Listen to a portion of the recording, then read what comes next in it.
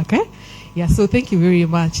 So now, when Pastor Grace told me about the call, and one thing I knew was that I have to be very candid, open, and just share my story, because I can't talk about leadership and the call without sharing my story.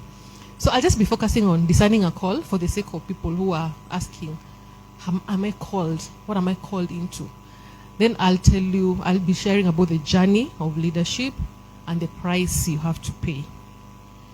I think when Pastor Grace, you're sharing that scripture on the deer, I was like, hey, have you ever felt like you're standing on the edge, but God just holds you? Yeah, so I could resonate with that when you were saying about the deer. But again, it's in those experiences that you scale up. I think as in any calling, if you haven't gone through a challenge, you will never grow up. I remember one time, as one of my youth pastors told me, you know the way you sing these songs, Jehovah, you're the most high God. Then you say Jehovah Jireh. It sounds nice. Jehovah Rapha, Jehovah Shalom. You'll only get to know Jehovah Jireh when you have lacked. You know Jehovah Rapha when you have been sick. You know Jehovah Shalom when you have lacked peace. So as much as it sounds nice to see Jehovah Jireh, Rapha, and Shalom, you have to go through that season for you to appreciate that it's actually a healer, is a provider. And it's not nice to be in a place of lack. We all, the way Pastor Grace was saying, soft life. Who wants the soft life? You know, you just want to be... I normally, every time I'm driving and Esther shows up, I hand over the keys to her and tell her, I'm a passenger princess. I don't like to suffer. I am not getting into town in this chaos, so you drive. Yeah, so I know the soft life. It feels nice when someone else is taking care of you. So at the price, when I talk about the price, it's good to know who you are called to. Who are you called to? Because all of us are called to a particular group of people. And when you get to answer yourself, who are you called to? And most of the times, it's an area where it bothers you when you see it. Sometimes it bothers you when you see it.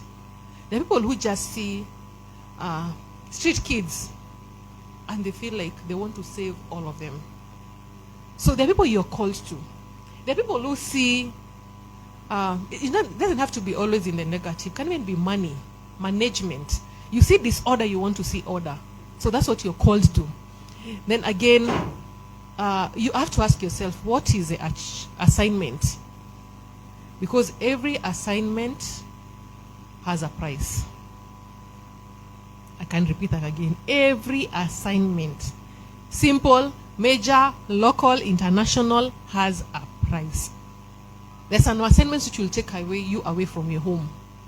It will take you away from your comfort zone, people you're used to. What is the assignment? And in the price also, you need to ask yourself, how do you get to achieve it? The how. So simply put, the price, you have to answer the who, the what, and the how. Once you answer this, I think it's clear to understand what your calling is in. And again, there are different kinds of callings. And at this moment, I'll just give reference to the Bible. This morning, I was having a mentorship. I would call it a mentorship session with someone I am journeying with. And I told her, I no longer read the Bible in a simple way. The Bible is so deep. You know, I even tell people, even if you're not Christian, read the Bible. Because you can learn life lessons which you can apply in everyday living through the Bible. So I was just looking at the different callings in the Bible, like Moses. Moses was responding to an oppression. And some of us respond to an oppression. Have you seen people who are so much into activism? They are tear gassed, they are bombed, but they still go out. And they're like, Nini mbana home, tusiakaitu home. It's like Moses. You're responding to an oppression. Moses saw someone, he was in the palace. But he saw something which was going wrong among the Israelites, and he killed an Egyptian because of oppression. So sometimes you'll find yourself, you are responding to an oppression, and when you respond to it, you move towards it because already you have been able to answer the who, the what, and the how. Then again in the Bible, for the last 2 years, I found myself just reading the book of Nehemiah. You know the way you think you can read the Bible? I admire, I salute you if you read the Bible every year, please give me that impartation because I have tried. Nimejaribu. Because I say I'm going to read, I even have an app. I read, then I get to a place, then I feel like stick hapa kidogo because there's a lesson I'm teaching you. I think for me the book of Nehemiah for the last 2 years have made a lot of sense to me. Because one, Nehemiah was an cupbearer in the king's palace. He was, I would call, I don't know what you will refer to Nehemiah in this day, chief of staff. But Nehemiah, he didn't get caught up with what was happening in the king's palace. He was updated to what was happening in Jerusalem.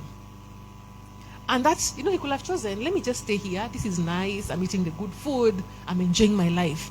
But he chose to see and be moved by what was happening in Jerusalem. And Nehemiah, one time, the king, when you worked with the king for a long, or you worked with someone for a long time, he noticed your low days and your high days. Yes, he saw Nehemiah was not okay. And he asked him, what is it? And I loved it. Nehemiah knew what he wanted. Can you imagine right now? I know we always have this dream of if you're called and you're asked what do you want by someone very like Elon Musk, what do you want? We daydream about such things. And you'll be like, I want this, I want this, I want this. And I love sometimes, actually the bit for if you're given a lot of money, what would you do? And there's someone who said, I will first pay myself, then give a tithe. And in most cases, I think most people don't even give that tithe. When you get the response, you're like, God, if you give me this money, the first thing I will do is a tithe. I remember one of our pastors would tell us, it's so easy to tithe when it's the level of 1,000, because ni mia. Sindio? Ukifika 10,000 ni thou, 100,000 ni 10,000. A million, 100,000. Hata unaweza kuambia God, hata we God. Surely. Ni net ama ni gross. It was easier when it was 100, but this business of now, God, it's 1 million, I give you 100. I remember there's this young man who said he negotiates with God about his tithe. He said, God, the money that I make is not enough. So let's agree. Instead of me to fuliza, let me use the tithe. Instead of paying tithe, I use a tithe. Because if I pay the tithe, I will fuliza. So let me not fuliza. So I'm like, people will have all sorts of excuses not to do what they promise God. And how many of us have been in a situation where we have made covenants with God, surely at our lowest, and we'll be like, God, if you deliver this, if you do this for me, I will do this for you. I think I've learned over the years, don't be so quick to make vows. Yes, I know it works. God opens doors and, does these things for you. But don't be so hasty to make vows. Because, in moments of desperation, you can say so many crazy things. I had someone, God, if you give me a job, 50% is yours. I'll even live on 50. And God surely opens a very major door. You're earning 6 figures. And they're like, no, God, that time I thought you're going to give me 50K or 100, not this much. So again, getting to a place where you're sensitive to what you ask for. So Nehemiah was in a place where he was given a chance to ask. Imagine Nehemiah never asked about his personal stuff, his own ambitions. He was more moved about the state of the walls of Jerusalem. And because of that, God gave him an opportunity through the king. He was told, what do you want? And he knew what he wanted. The letters from the governors, the timber. He knew what he wanted. So same thing with us today. If you have a calling and you're given an ask, what would you ask for? What do you want? What solution are you offering? What do you want? You have to get to a place where you have to have empathy towards a prevailing circumstance. And I like what my mentor, John Maxwell, says. He has a song when he sings about get over yourself. Get over yourself. Sometimes we are so into us that God will not even trust us with 5 people. or 10 people or 20 people, because it's just about us. Like right now, you'd be having people who are standing here, wakinekia, pepeta hivi, then removing my shoes when I sit. I don't know, such, I want to feel, recognized. Pastor Grace ungekuja pale chini hivi na team ya watu sita hivi kuni receive, you just don't act casually, carry, there's nothing wrong with that if that's what you have. But I'm saying, it should never get into your heart. There are places you go to, and that's a treatment. You won't deny them that opportunity, but it should never get into your head. It should never get into your heart that I walk in and I'm like, they haven't even noticed nimefika as in, you people, you're not serious. Because there are people who feel like, because now, I remember one time, niko na story mingi, but nitakurudi. One time I was in a place and I didn't know this person, but later on I got to know who he was. He's someone senior in this country. So I'm sitting in this hotel and I'm noticing people are like all over him. And I'm like, okay, for me I was like, I don't know who he is. And I wonder why people are all over the person. And I remember when he walked in, he gave me this look like, you don't know me. As in, you're not even like bowing. And for me, it was not disrespect. I didn't know who he was. So later on, I get to be told, he's so and so. I'm like, okay. But I could tell the offense already. Everyone is running towards him, taking selfies. And I'm like, okay, that's good. So I was wondering, okay, who is he?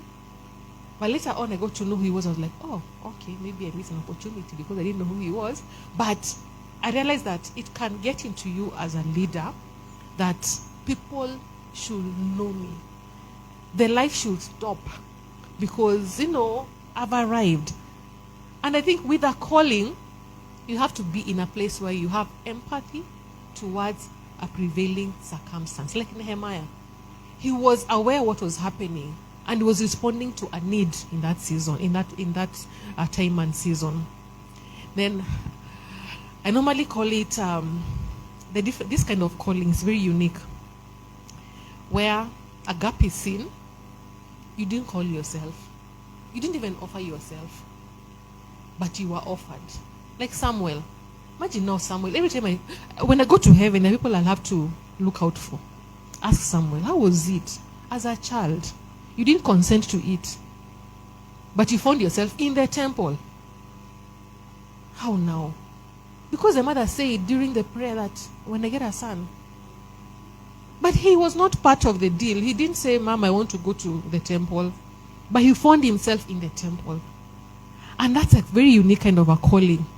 Because the mother was feeling, it was a prophetic assignment because she was desperate, needed a child, got a child. But now when you look at Samuel, she was just there in the temple, and there was Eli and the sons. But Samuel filled in the gap because there was going to be a gap in Israel. Because the Eli sons were off. They were messing up. They were not following the father's call. And that's why, because there was going to be a potential gap, God saw it in advance and got this woman to make a vow to give up the son as a prophet. So God does not work with gaps. One time, I remember when I got into this program, Beyond Success, and I remember I was in a time of prayer, and the word which came, and it was sounding so strange. I kept on hearing substitute. Then I went into I think I even watched a simple football game to understand, because I have a house with men who watch football, so I'm not I know what is going on, but I'm not very familiar with the teams and everything, but I have an idea. So this time I'm looking at the game and I'm like, the substitutes, they come dressed up as a team. They don't dress down because I'm a sub. They know from the locker room I'm not playing, I'm a sub. But they are dressed fully ready to play. They sit on the bench waiting for an opportunity to go in. Sometimes they're there for those 90 minutes and they don't go in. And they're not sad. They're still happy cheering on who is in there.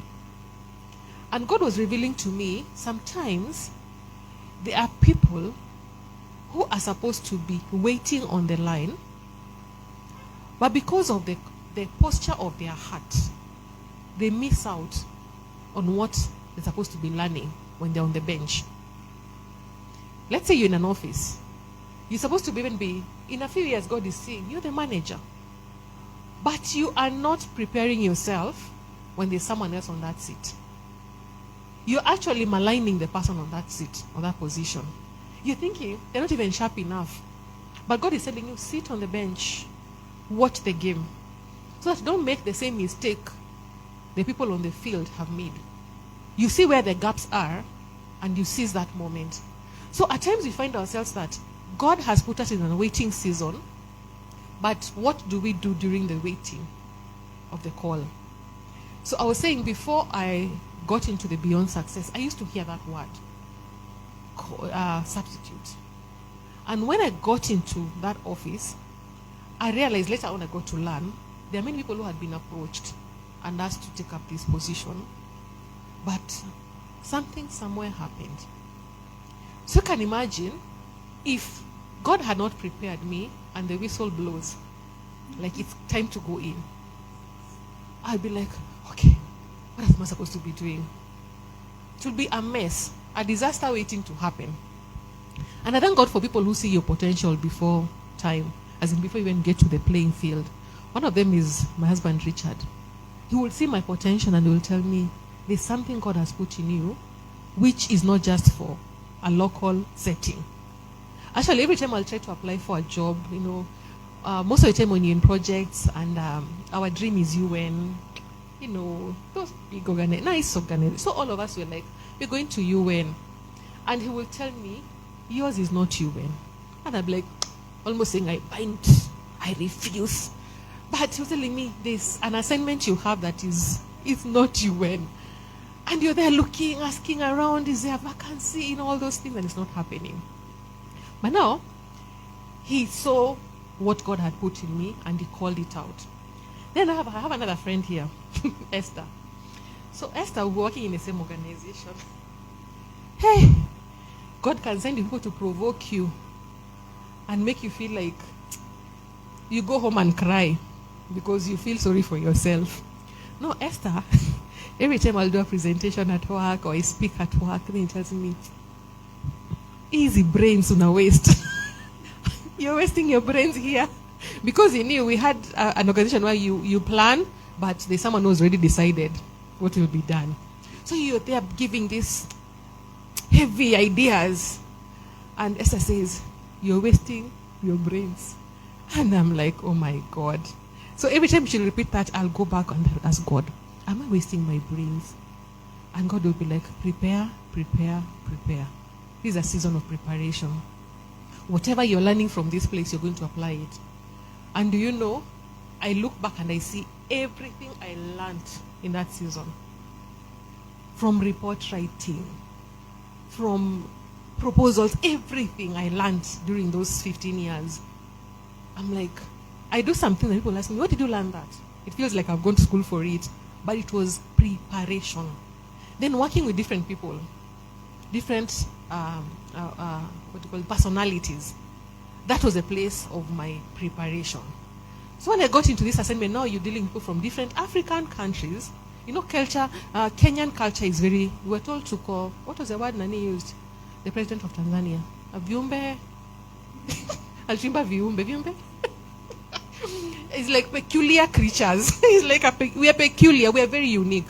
So I can imagine I'm also seen as a peculiar creature out there as I'm working. They look at people like, these Kenyans, eh? Yeah, so, and you get to hear those statements about these Kenyans. And I'm like, we are the best people in the world. What's wrong with us? Yeah, but you get to understand that different cultures view us differently. Sometimes you come out as too strong or too aggressive. And there are cultures you get into and you're like, relax. Don't come with that Kenyan thing here. Relax. So I think I've had to learn. I learned that during my preparation, working with different personalities. Because I'd feel like, why are you not? I'm a kind of person who wants things done very fast. So I'd wonder, why are you taking 2-3 days to get results? Then you have this other culture which is like, okay, we take it slow. After we have 30 minutes of learning, let's eat. For Kenyans, we have a tea break. Actually, there's a place we went to, and I was told there's tea first, then the class, then there's tea again, then another class, then there's lunch.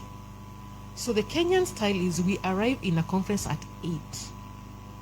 Then we have at 10 o'clock. But this one's you start with a tea, then you go to the... So the Kenyan in me was like, why? Let's just start. Then I realized, oh, different culture. So nowadays they say, even if they say we eat lunch first, then we have the session, I'll just flow. I have to learn to adapt. And as a leader, you're called to leadership. You're called in your assignment, adapt. Adapt, adapt, adapt. You'll never stop adapting. Then also seeing value in people. Seeing value in every person. I had an engagement on Wednesday morning. Again, I was thinking this leadership calling and the price will be tested. I'll share that at the end, what had happened before I went for that Wednesday class. So I'd been asked to go in, and there are people who have cleared Form 4, so they need guidance on career and all that. Then I get in there, and there's something I observed. I think through the school systems, people are very crushed. They low self-esteem. They can't even look at you. They have been so crushed. And I realized that people want to feel valued. I remember when I was told about the meeting, I asked the category of people who is there and, and all that. Then when I got there, I was surprised to find a big group of people. In my mind, I thought there were like 10, 15 people, but I got like almost 50 plus people. And when I was talking to them, I was telling them about they need to place a value on everyone. And I was thinking, even if it was one person who was in that room, I prepare and I give my best.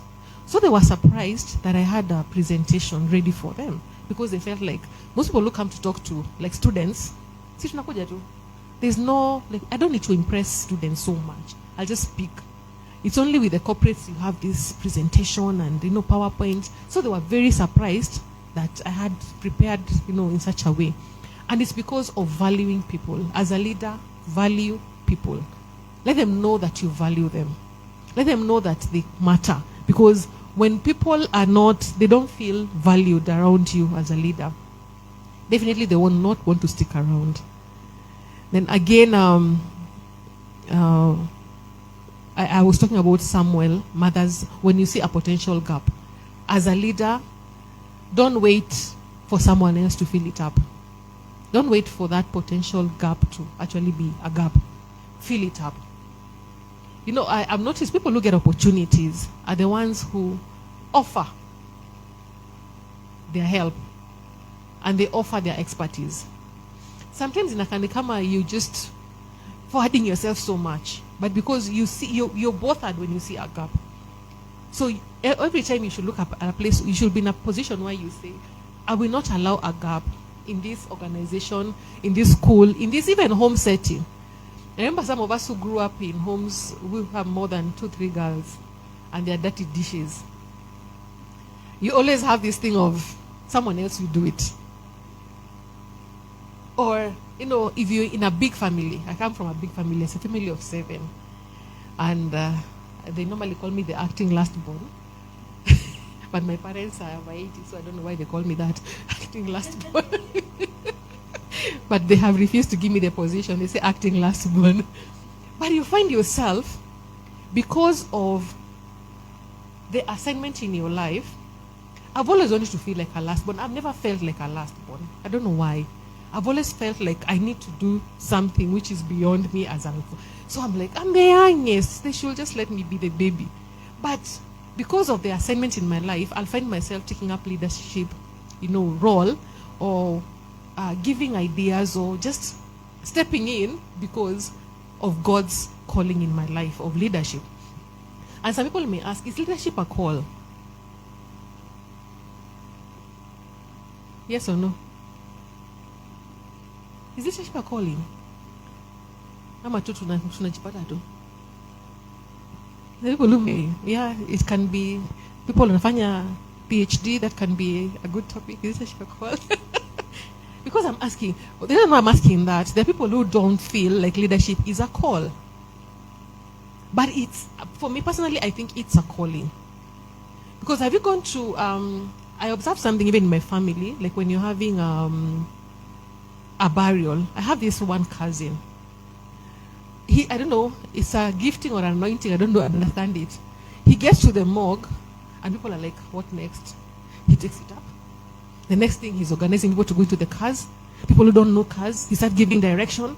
And he has done it for so many years. I think if he missed, he would wonder what will happen. And that's a calling. And you find someone else, just here outside, akasimama tu hapa nje anze kuongea. I remember there's a, Jivanchi is close by here. There's a bunge. And you find someone just start talking. People surround them. Hajawapatia pesa, hajafanya anything, but it's a calling. So it's good to know which area of leadership you've been called into. It can be family. No, sometimes it doesn't have to be a platform. It can be family. It can be in an area where it's not so, there's not much fanfare, but you have influence. Because it's easier when I have a title, when I have a position, when I have a platform to consider myself a call. And that's why it's so sad when you say some politicians are called to be leaders. They are not called. They are just plainly appointed as politicians. They are not leaders. Because if you look at the leadership call, it's not about you. Look at people we consider even today, we're talking about them. Martin Luther, Mahatma, Mandela. Not Moses Mandela, Nelson Mandela. Yeah, but also he's also a leader called.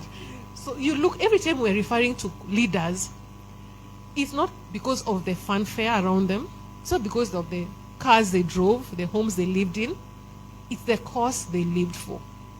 So even for us as we gather here this afternoon, let's be in a place to understand that leadership call is not about you. It's not about the title. It's not about, yes, the title is good. It can give you access to some places because of the work that you're supposed to be doing. But it's about the assignment and the purpose as to why you exist. Then another type of calling, which is very interesting, I also consider it very interesting, where you can be positioned by someone else. Reference is Esther in the Bible. Esther was just cute at home. She was a beautiful girl at home.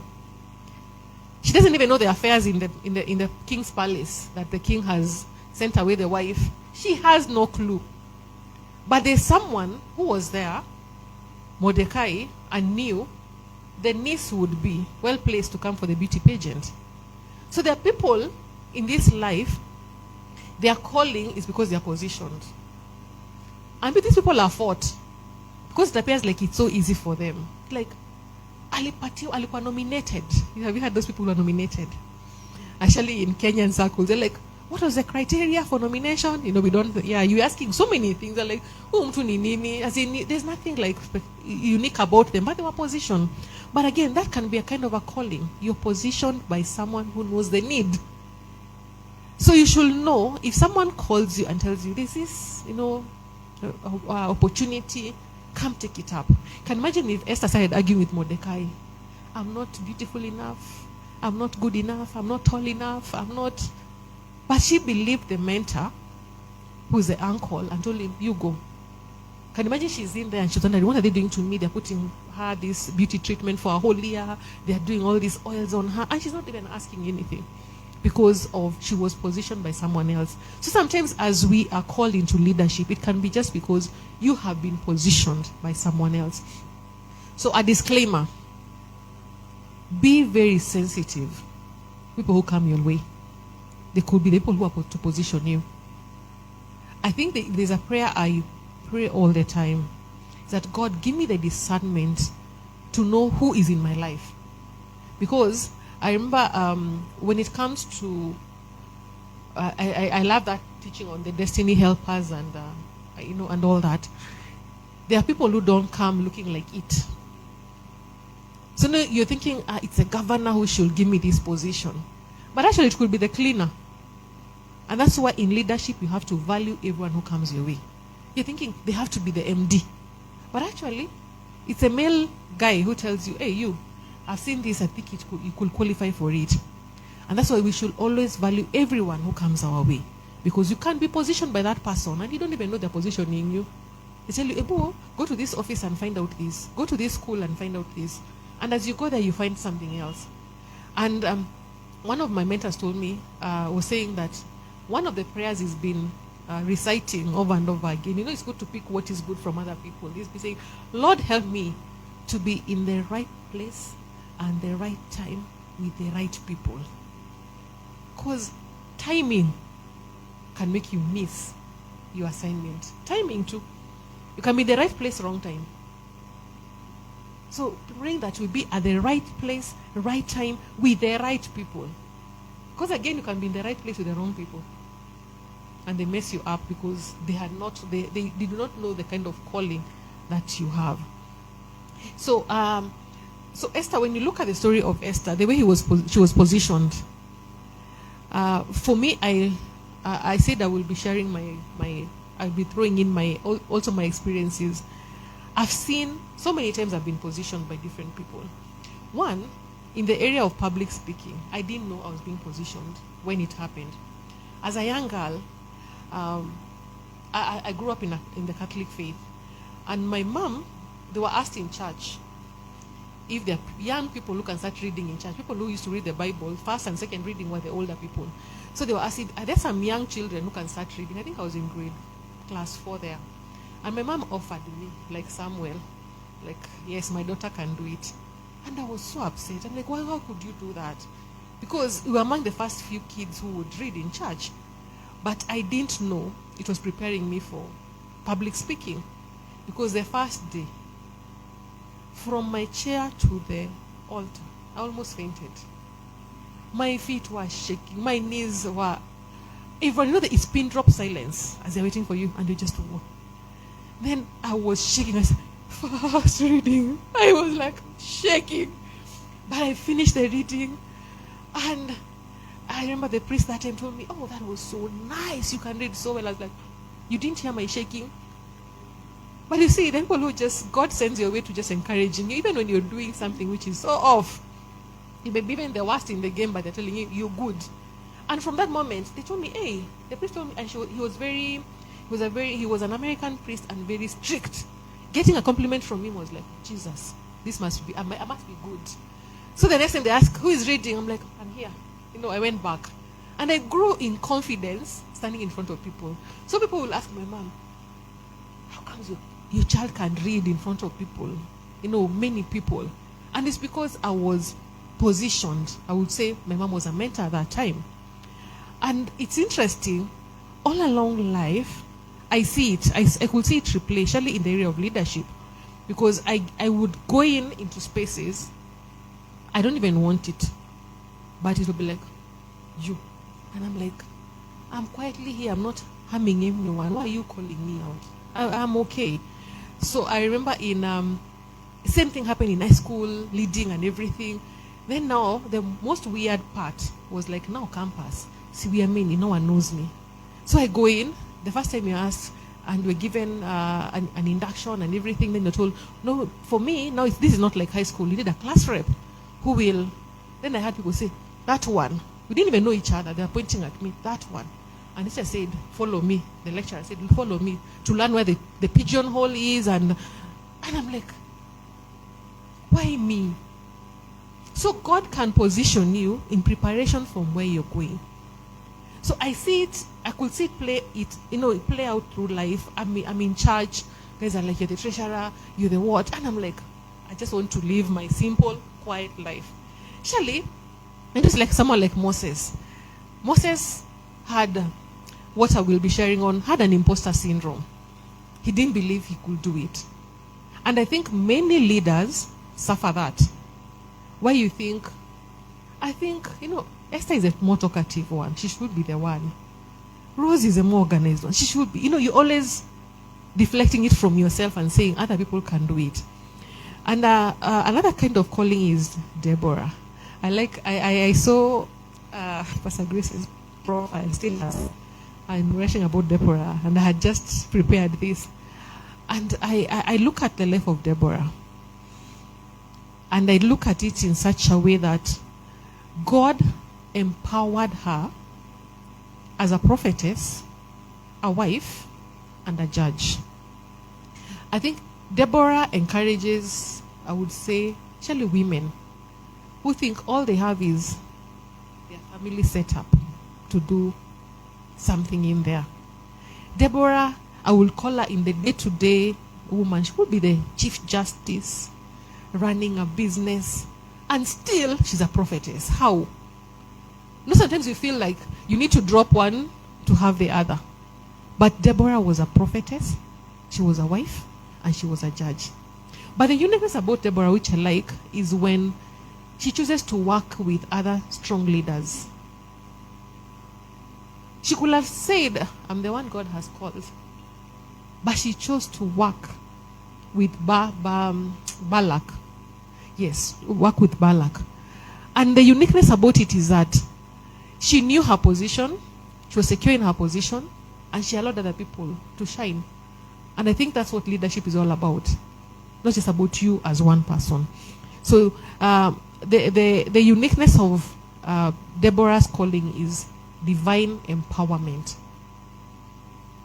You know, when it comes to the prophetic, when it comes to leadership, it's divine. It's a divine empowerment, which only comes from the Holy Spirit. Yes.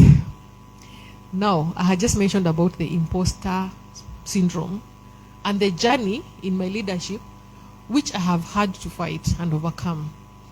One, as a leader in the leadership calling, some of the things you have to overcome is selfish ambitions. I think that one is one of the hardest because you're thinking, when you are offered an opportunity, the first thing it should be, I want, I need. That's the first thing. But you're given an opportunity and ask, what can you do with it? Are there people who are better because you accepted that position? Or it's just you, myself, and I? Are there people who have been exposed of their giftings because they interacted with you? So barriers to overcome as a leader is selfish ambitions. It is hard when you're given a position or when you're given a title and an opportunity and you don't think about yourself. You know, someone said, when you